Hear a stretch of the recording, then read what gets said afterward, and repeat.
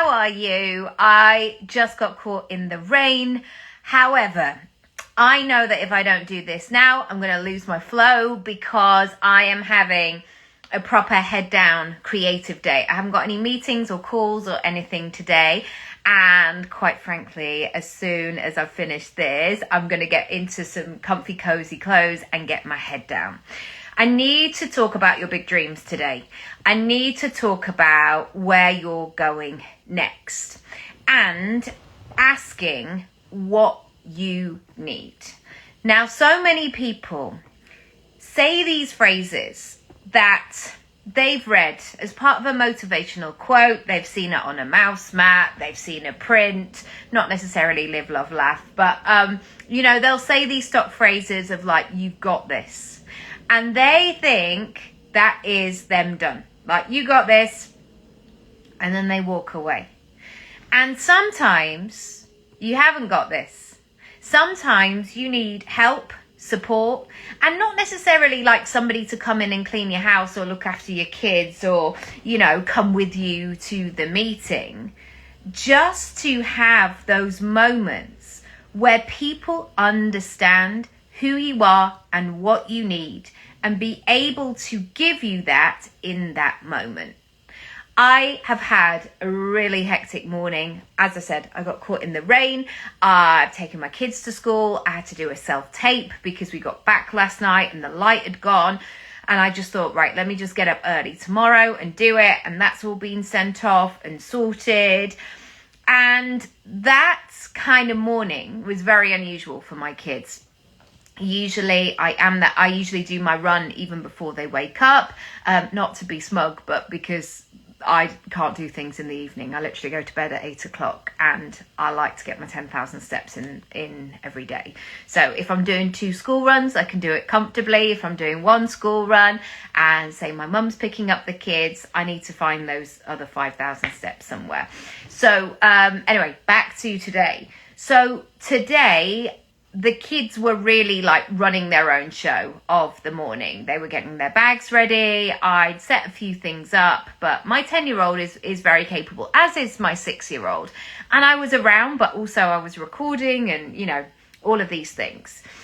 And on our walk to school today, I really took the opportunity to talk about what I was doing. And I think this is a conversation that is often missing between parents and their big dreams and kids. So many parents don't do it because they're so frightened of being taken away from their kids or almost not giving the kids everything that they need. And the older I get and the more uncertain the world gets in terms of jobs and the way that things are going to go, I need my kids to learn life skills. And this was such an opportunity today for me to talk in this way, where I was saying I could really spend 3 hours on this thing. But today I've only got an hour. And an hour was more than enough time. But you know what you like, you just like to tweak it and do all of these things. But I had an hour and I had to get it done. Otherwise, I was not in the game for this situation and I had a commitment and I always make my commitments. So in that conversation, I was saying why this is important and why I do what I do and what do you want to do? And it evoked all of these kind of creative conversations. And so what I want you to think about as we go into the second half of the year, when July starts, I want you to think what you need in your circle. I always think back to those moments when I would be sitting in a chair, feeding my kids, and I worked it out once. I can't remember what the equation was, but I think it was 1,800 hours over the course of a year that I was feeding children, aka sitting in a bed, sitting in a chair, on a sofa, etc. So those moments, especially in the beginning, you had to set yourself up because you didn't know how long you were going to be there. You needed a drink, you needed maybe a charger for your phone, you needed a snack, you needed a muslin, you needed whatever, all of the things. And that is how I see big dreams being created. You have to arm yourself with what you need. And yet, And yet, there is often an assumption that just because we want our big dreams, that we don't get to be comfortable. We don't get to have any of our like home comforts or anything like that. The fact that we're going for our dreams is like, we should be grateful for that. But I remember back in 1996 when I did a Duke of Edinburgh situation, not because I wanted to do the Duke of Edinburgh, because like some fit boys were going and some of my friends, and I was like, yeah, sure. That was so much more comfortable when I got absolutely soaked to my bone and I had to sleep in a sleeping bag in a tent, when I knew I had some spare dry socks in my bag. That made my evening. That was such a joy. And yet when we go for our dreams, we somehow feel like we're taking away from everybody, so we can't get what we need. So when I'm thinking about my next chapter, when I'm thinking about growth, when I'm thinking about making moves, I'm thinking about all of those self-care things, you know, the good food, water, sleep, exercise, and I'm putting money in there. I'm putting money in there as well. Again, this form of like self-care, it all seems to be about massages and haircuts and nail appointments or spa days. And I think one of the greatest ways that you can take care of yourself is knowing that you've got money in your bank account, knowing that you can do things, knowing that you don't have to walk the whole way and that you can just get on a bus and relax and prepare for the moment. Like, that is a crucial part of self-care. So when you're going to that next level of whatever it is that you're doing for the rest of the year, you have to have that money piece in place as well. I don't think it is a negotiable anymore. Certainly if you've got dependents, certainly if you want to sleep well at night, certainly if you just want to feel, full and nurtured. And I have run the show our show on a dysregulated nervous system, and I will not do it again. I will not do it again. So there's those basic needs that you need to have in place. Next, there is that support system. And that support system can look different for different people. It might be the other parent that is in your family. It might be another family member or a best friend or a neighbor. It might be a sibling. It might be your mum friend from school and you just know that you've got each other covered. I have spent the weekend with family this weekend, and my brother and his wife have a little 3-year-old. And I love that already they have a sense with their 3-year-old, like if Matt and I are there with our kids, like she's covered, she's taken care of, she will have what she needs. And likewise, they do it for our kids as well. You know, I'm never going, oh, can I just go to the toilet? Can you just watch the children? And they like this, they're like, of course, it's fine. And it's not like, I can't believe she's gone to the toilet again. It works itself out. So thinking about that support system so you can do what you want to do. So whether that's a meal plan, whether that's a delivery service, whether that's a cleaner, whether that's a to-do list as long as your arm, but it keeps you in check every single time. Next, it's those parts of you that surrounding yourself with people who get it and they get you. And there are some people who fall into different categories. So there are some people that, like my mum, I would say, absolutely gets me as a person. She knows me inside out. But does she always get my creative endeavors, or does she get who I am as a person at work or things like that, or social media? She doesn't do social media. No, there's lots of things of my world, I guess, that she doesn't know.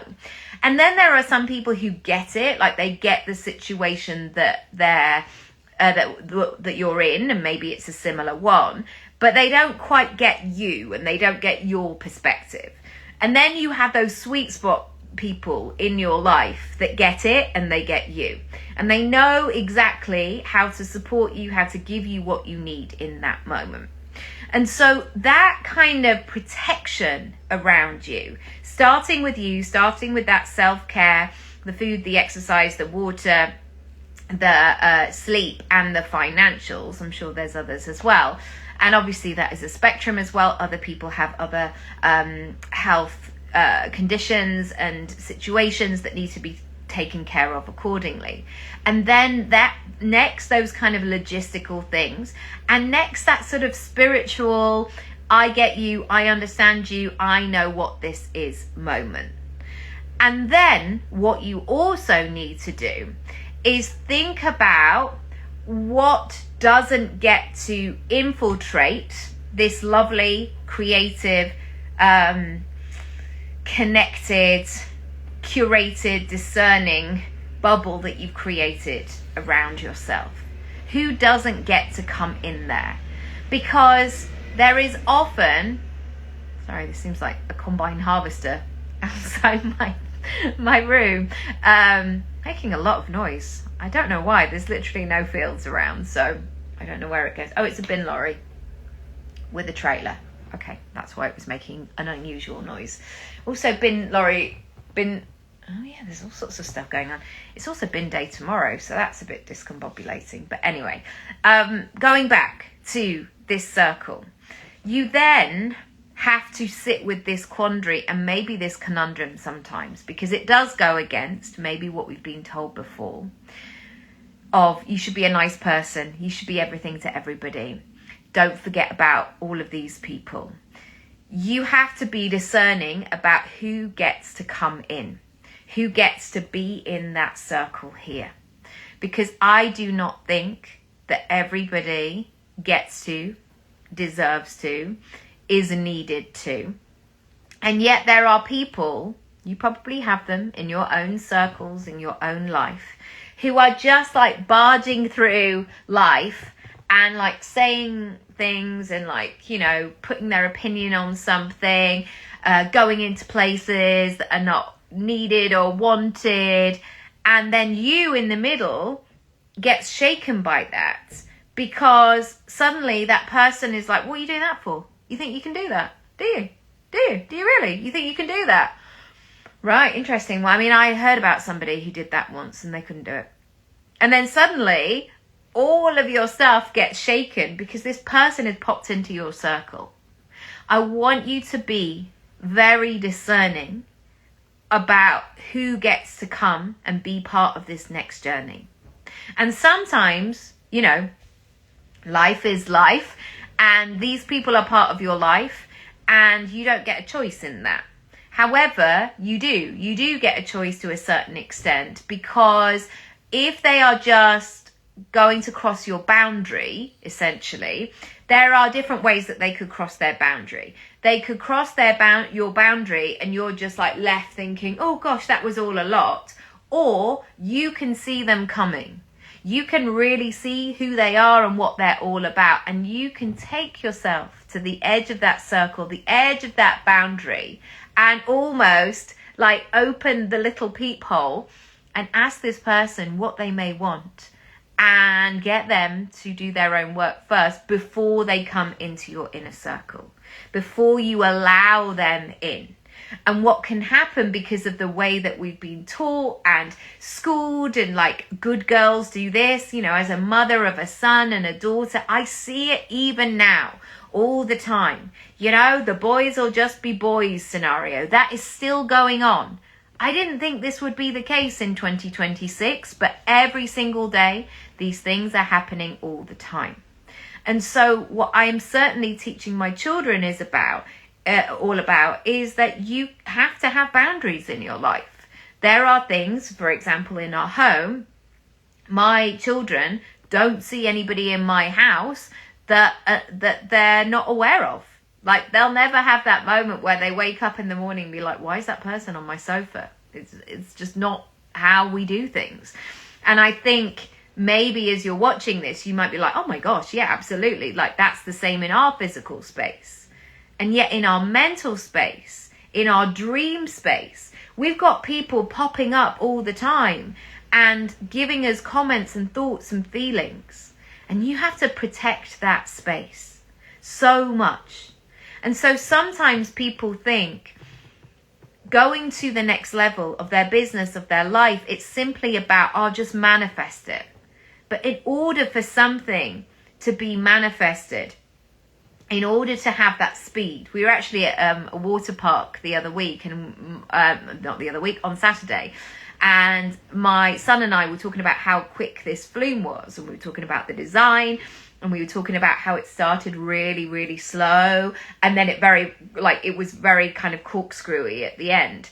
And he was like, oh yeah, you really felt that sense, and then you were kind of thrown out at the end of it. And that is what can happen if we're not designing what we need and want.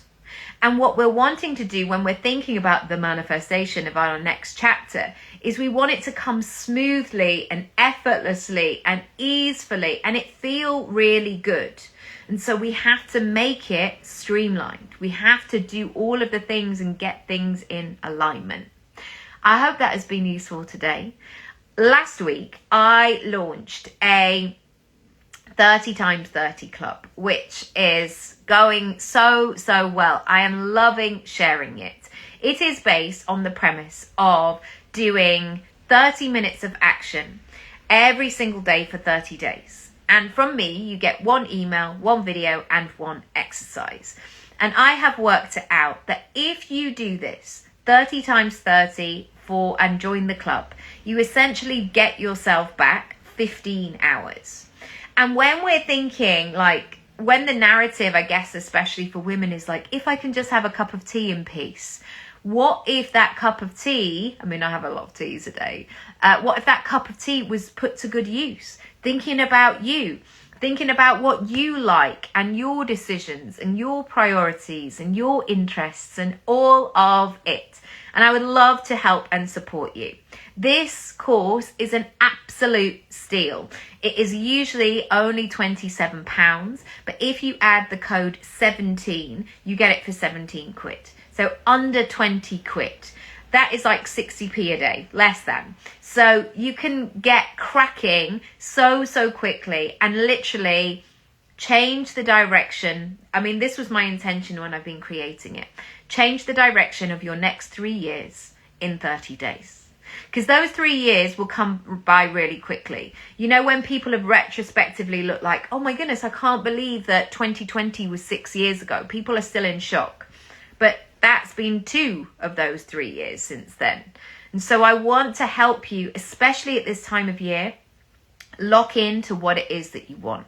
Be really discerning, be really powerful and purposeful and connected, and think about it. Because if you have got a vision and you know what it is, you know where you're going, it's all going to be so much easier. You know, like with a sat nav, and then there are those people that go, I think I know where I'm going. And you're sitting in the back of their car thinking, I'm not sure you do. And then, of course, they go, oh no, I've come off too early. Come off the junction too early. It's all right, we'll just go round again. And you're thinking, just put the sat nav on. Put the sat nav on. And this is exactly the same with your goals and your dreams. Like, show up for yourself in that way. Lots of love. I'll see you tomorrow. And I'm uploading these all onto the longer channel as well. That starts with not you, but why. You know the one? Like a something of toothpaste? That one. All right. Love you. Have a great day. And I am going to get my head down for the day. Have a great Monday, and I'll see you tomorrow. Bye.